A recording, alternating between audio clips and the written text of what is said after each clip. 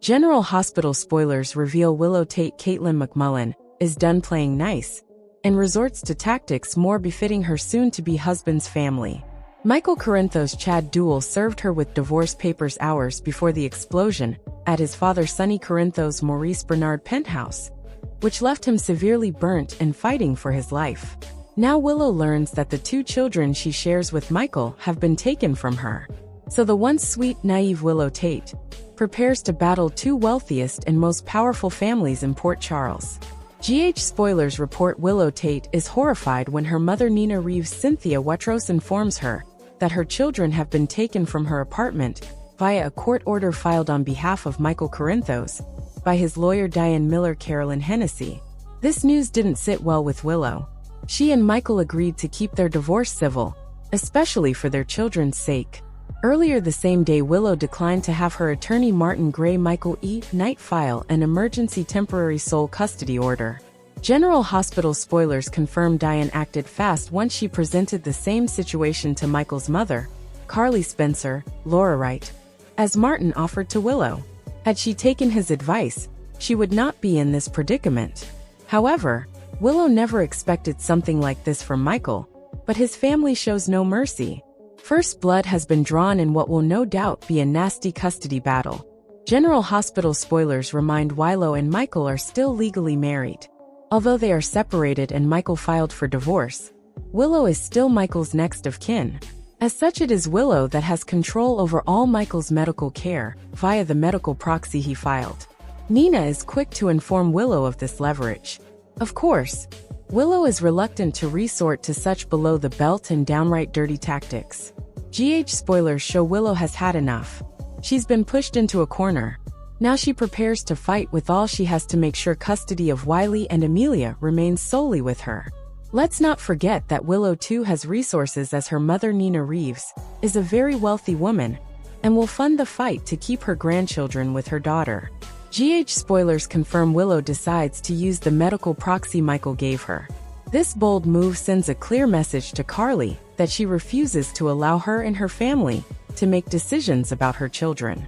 Willow shows she's taking control over her life and the lives and futures of Wiley and Amelia. General Hospital spoilers also remind Carly Spencer is a formidable adversary. She is relentless, especially when it comes to her children and grandchildren. However, Willow isn't fighting Carly alone. Nina Reeves is not afraid to go toe-to-toe with Carly. Nina will not let her grandchildren be ripped from their mother. So this custody battle also reignites the war between Carly and Nina. Sadly, if things get ugly, the children they are fighting for are the ones who will end up hurt. Do you agree with Willow using the medical proxy to secure custody of her children? General Hospital indicate that the Thursday, January 9th episode offered some major drama. In the aftermath of Michael Corinthos' Chad duel burning accident, it seemed that lawyers Diane Miller Carolyn Hennessy and Martin Gray Michael E. Tait had the same idea, which was to strike while the iron was hot and file papers for temporary custody of Wiley Corinthos Vern Weaver and Amelia Corinthos Sequoia and Serenity Mork Mako. When Martin approached Willow Corinthos Caitlin McMullen about the idea, she thought the timing was terrible. After all, how could she do something like this as Michael was fighting for his life? Willow felt like her priority was ensuring her children's father was okay first before diving into any custody strategy. Still, as Michael was unconscious and in critical condition when Diane approached Carly Spencer Laura Wright, she okayed the idea. Much to Nina Reeves' Cynthia Wetros' shock, Diane arrived at her penthouse with the judge's orders to take the children. Harrison Chase Josh Swickard was the police representative, and the Courtemay nanny was there too.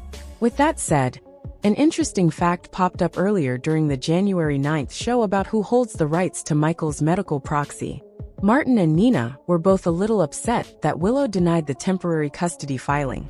However, the lawyer did say he had a plan B. Martin noted that Willow still holds the medical proxy for Michael, and this could definitely be used as a negotiation chip if things got messy in the custody battle for Wiley and Amelia. GH spoilers for Friday, January 10th suggest that Willow will be ready to take charge.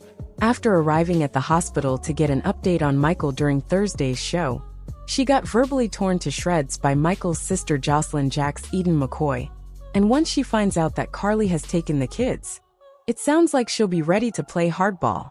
Willow will surely get filled in about being Michael's medical proxy, either by a hospital staff member or Nina herself.